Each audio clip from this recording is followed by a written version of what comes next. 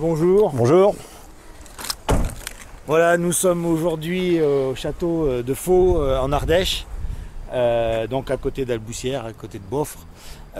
Et là aujourd'hui, tu vas nous présenter cette voiture. Alors est-ce que tu pourrais nous dire un petit peu qu'est-ce que c'est comme modèle? C'est la voiture la plus diffusée aux États-Unis. C'est la Ford Crown Victoria qui, sous cette carrosserie-là, a été fabriquée de 97 à 2011. Et sous ce châssis-là a été fabriquée de 92 à 2011. Donc il n'y a que la carrosserie qui a un petit peu évolué. Elle a servi à tout, aux services publics, aux taxis, aux flottes d'entreprises, aux retraités sans imagination, aux étudiants fauchés qui rachètent une bagnole qui pour nous serait en gros une 405, avec un V8 Ford de 4,6 litres en position porte-à-faux avant, avec une transmission avec levier au volant. Ouais. Rien de plus classique, ouais. Avec un essieu rigide à l'arrière. Donc c'est la dernière 4 portes qui ne soit pas un 4x4.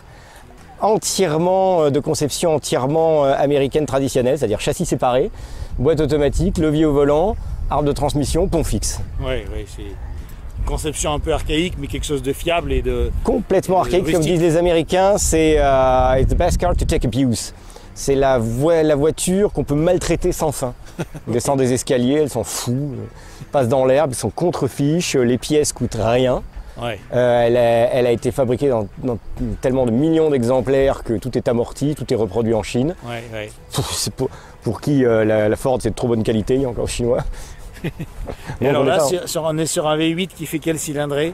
4,6 litres pour un peu plus de 200 chevaux, un peu plus de 250 avec l'aspiration que je lui ai donnée et un échappement un peu plus libre. Voilà. D'accord. C'est pas très puissant parce que la voiture est lourde. Mais comme c'est une voiture à basse technologie, si c'était plus puissant, ça serait plus cher. Donc c'était pas l'idée. Oui. Bon, alors celle-ci, c'est un look, c'est un modèle de police alors. Hein, oui. Modèle de police. C'est encore utilisé aujourd'hui? Non, peut-être plus. Hein. Si, ils épuisent leur flotte et ils vont mettre une dizaine d'années à l'épuiser complètement. D'accord. Donc on en voit encore énormément. D'accord. Quand je l'ai acheté, c'était une voiture encore en production. Je l'ai acheté il n'y a que 3 ans. Ah oui. C'est le modèle 2000. En option, avait la particularité d'avoir un tableau de bord électronique façon BX. L'intérêt de cette chose-là, c'est qu'on appuie sur un bouton et on passe en système métrique. Donc on a des vrais kilomètres/heure au lieu de deviner à quelle vitesse on va. D'accord. Voilà, c'est le seul intérêt. Sinon, c'est vraiment l'intérieur de base de chez Ford, avec du vrai faux bois, du cuir de seconde qualité. Mais ça reste une voiture assez confortable, malgré des assemblages un peu... à la One Again. À part les modules de commande qui sont véritablement les modules police, hein, la rampe de toit, ça se commande par ici. Les feux à éclat. Tiens, je te mets les feux à éclat. Des sirènes aux pieds.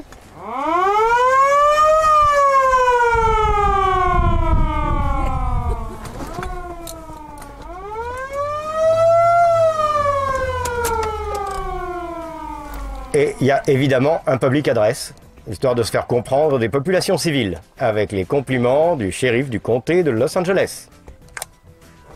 C'est une voiture rachetée avec pas mal d'équipements démontés, parce que les polices vendent des voitures entièrement déshabillées. Elle n'était pas complètement déshabillée, mais il a fallu obtenir l'homologation, ce qui est très difficile en France. C'est une voiture qu'on voit pratiquement jamais, il doit y avoir 10 en état de circuler en France. Ouais.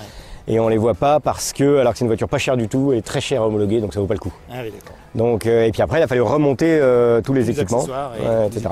Et donc refaire certaines des peintures. Et oui. Il me l'avait vendu bien poncé. Et oui. Voilà. Présente-nous un petit peu ta voiture. Alors, c'est une Cadillac Séville de 1980 qui a été fabriquée sous licence Cadillac en Suisse parce qu'il y a toujours eu une usine General Motors à Bienne. Ouais. Et celle-là a été vendue neuve en Suisse à un banquier zurichois, donc elle est en kilomètres/heure. À part ça, elle est parfaitement conforme à toutes celles qui ont été fabriquées et vendues aux États-Unis. C'est le deuxième dessin de la Séville. Séville, c'est le petit plancher de chez Cadillac, de la fin des années 70 et du milieu des années 80. C'est une voiture monocoque, pas de châssis, traction avant, ce qui était un peu nouveau pour Cadillac, mais surtout nouveau pour le reste des Américains. Et avec la particularité donc d'être le petit plancher, ils ont fait un capot énorme, un habitacle assez vivable mais pas du tout colossal, et un arrière très court. voiture, ouais. Et un arrière très court, parce qu'à l'époque, l'idée, c'était de copier le dessin de la Silver Cloud. Donc ils ont appelé ça le London Look, c'est-à-dire copie d'anglaise londonienne. On voit très très court sur l'arrière, un petit coffre quoi. Alors le coffre est effectivement très petit, enfin petit pour une américaine, ce qui est vraiment pas banal, mais c'est surtout accélérer l'arrière et allonger l'avant au maximum, alors qu'il n'y a absolument rien sous le capot. C'est un V8 6 litres un petit peu habituel, sauf que c'est celui des pires années avec les petites levées de soupape, Ouais. donc très peu puissant. Donc c'est un V8 qui a quelle puissance? Enfin, on peut dire que dans les jours où il est en forme et où il est bien réglé, il doit avoir 110 chevaux. Ah oui, C'est effectivement. absolument ridicule. Incroyable. Pour une voiture de 1800 kg, c'est ridicule. Ah oui. Alors il reste du couple, d'accord. Enfin, c'est plutôt une voiture à conserver sur étagère plutôt qu'à véritablement faire rouler, parce qu'elle n'est pas très très marrante. Ouais. En revanche, l'équilibre général de la voiture est saisissant. Un avant allongé comme ça, un arrière rapide, l'allure faux cabriolet, souligné par le fait qu'il n'y a pas d'encadrement de portière, une fausse capote, mais ça c'était des accessoires rajoutés chez les dealers. Bon, évidemment, elle a été refaite, ce qui donne un faux air de Phaeton. Donc le côté rétro façon j'ai une voiture des années 30 est renforcé aussi par les wire wheels, les roues fils, Ouais. et les pneus Vogue, les pneus favoris des rappeurs. Le nez, on a l'impression d'une Rolls un peu. Hein, Oui, ben voilà, c'est le London Look. Ils avaient d'une certaine manière commencé à singer le temple grec. Ils avaient commencé quelques années avant. En fait, ils avaient commencé au début des années 70 à mettre ce qu'ils appellent un stand-up crest. C'est une oriflamme debout sur la ligne de fracture du capot, exactement comme chez Rolls.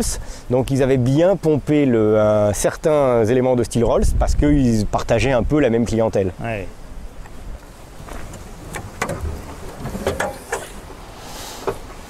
Alors le moteur trompe son monde, on a l'impression que c'est toujours le V8 incliné vers l'arrière pour donner la main à une transmission qui plonge vers l'arrière. Or c'est faux, il y a une boîte qui est posée en travers et c'est une traction avant, évidemment. Toujours la turbo dramatique qui date du milieu des années 60 je crois. C'est une 3 ou 4? C'est une 3, bien tranquille, qui éponge la puissance quand il y en a, parce que pas tous les jours. Ça, c'est une voiture qui est en location ou que Ouais. tu Oui, je l'ai- mets de temps en temps J'ai loué de temps en temps. Oui. les mariages, des choses comme ça. Voilà, et puis pour des photos de presse, parce que la Séville a toujours sa petite clientèle. Pour ceux qui connaissent, évidemment. Mais enfin, surtout, c'est une américaine super fiable, plutôt récente, pas bien chère. Alors la cote de celle-là est absolument inexistante, un peu plus parce que celle-là est restaurée comme personne ne les restaure, avec une belle peinture miroir. Mais sinon, c'est pas une voiture chère, donc ça reste accessible à toutes occasions. Alors, montre-nous un petit peu peut-être l'intérieur. J'ai vu qu'il y avait une moquette extrêmement épaisse. C'est de la peau de mouton. Ah ben voilà, c'est du mouton. Alors, la peau de mouton dans son gris presque d'origine. Le faux bois de chez Venilia, un must chez les Américains. Le bois sera toujours faux. Le côté littéralement ameublement du tableau de bord. Les boutons, tous à des destinations jamais très claires, toujours un peu mystérieuses. Pour donner un ordre d'idée, c'est combien par jour pour un véhicule comme ça? Dans les 500. Dans les 500 €, on peut s'offrir cette voiture pour une journée. Ouais. Ah ben, elle est magnifique. Hein. Alors c'est un modèle très connu. C'est la Coupe de Ville 68. Oui. Avec une particularité, c'est les années où ils faisaient les feux superposés au lieu de les faire juxtaposés. Ouais. Et donc c'est un trouvaille stylistique qui plaisait beaucoup, mais par contre ça renforce la grille à l'avant, ce qui fait qu'elle est assez mastoc. Et comme souvent sur les américaines, l'arrière est beaucoup plus intéressante que l'avant. L'arrière est plus effilé, plus rapide, plus élégant, l'avant est un peu frigidaire. Le flanc est pas mal, avec une espèce de hanche ici, la porte qui repart trop tôt avant la hanche, donc il y a tout ça qui est un peu perdu, c'est dommage. La portière regagnée est plus grande. Des matériaux qui Cadillac étaient un peu en baisse, il y a des marques américaines qui faisaient mieux, qui ne sont pas sensationnels. Donc le tableau de bord a été recouvert, histoire qu'on ne voit pas la finesse du plastique qui ne demande qu'à craquer. Mais ça reste pas les plus jolis, ni Cadillac ni même marque, parce que Cadillac c'est pas Cadillac qui a fait les plus beaux intérieurs, c'est Buick et Chrysler. Mais ça reste une voiture pratique parce que c'est un espèce de vinyle indéfinissable sur lequel on peut mettre les pieds. Comme c'est une décapotable, c'est plutôt une voiture de loisir, donc on n'est pas trop gêné. Alors elle a la particularité de n'avoir aucun pédigré, à la différence de mes autres voitures, sauf que ma deuxième fille est née là. Ah, alors ça c'est... Donc ma deuxième fille s'appelle Sibylle, prénom de famille, Cadillac. D'accord. Et... Ah oui, c'est pas commun hein, pour le coup. Oui, sinon je l'aurais vendu, mais du coup je l'ai gardé. Là on est sur une voiture qui fait quelle longueur? Bon, elles font toutes un tout petit peu moins de 5,70 m les américaines, les full size. Qu'elles soient en 2 ou 4 portes, ça donne toujours à peu près ça, Ouais. pour les full size. Et évidemment Cadillac, jusqu'au début des années 70 ou au milieu, je ne sais plus très bien. Enfin à cette époque-là, ne faisait que des full size. D'accord. Et on est sur quel poids et quelle motorisation? Alors le poids c'est toujours pareil. Une Cadillac décapotée pèse 2 tonnes 2. Oui. Et motorisation, ils avaient continué à gonfler leur bloc. Celui-là, c'est 472 pouces cubiques, donc cubic inch, ce qui donne à peu près 7 litres 7. 7 litres 7. Dans une configuration extrêmont classique, Pour un avec, V8, hein. voilà, avec la boîte turbo et dramatique 3 vitesses, Oui. et un pont, un pont rigide à l'arrière. C'est une voiture vraiment très typée, tout le monde aime bien. Il y a quelques trouvailles stylistiques, les rétro carrés façon frigo, les balais d'essuie-glace en éventail qui rentrent un peu sous les espèces de bas-volets. Ça c'est amusant. Ça reste une banquette à l'avant, donc c'est sympathique.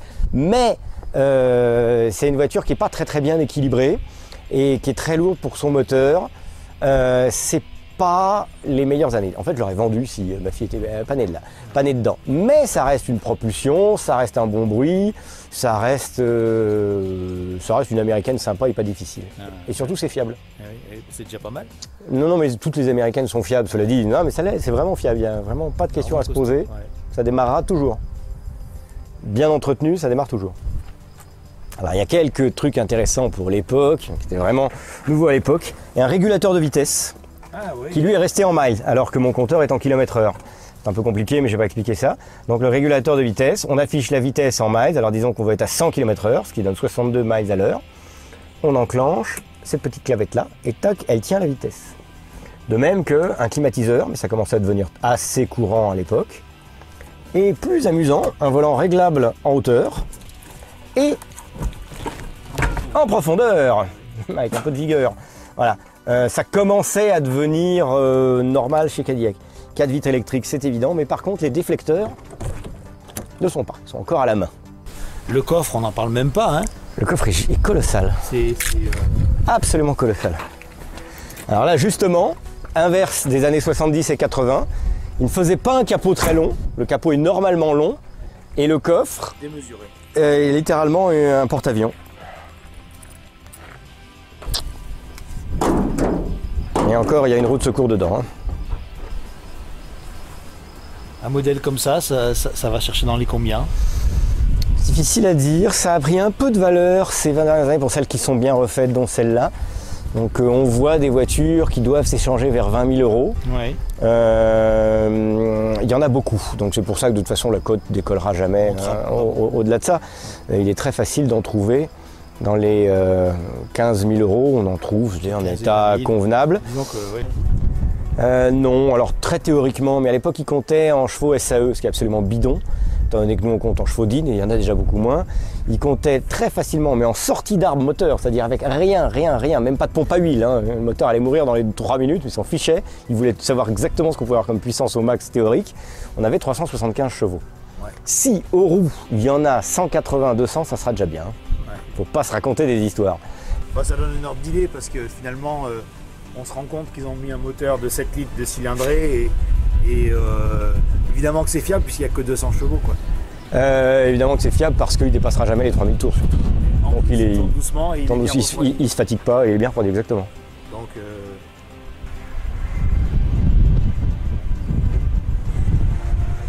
bon Étienne, merci beaucoup pour cette belle présentation de tes véhicules.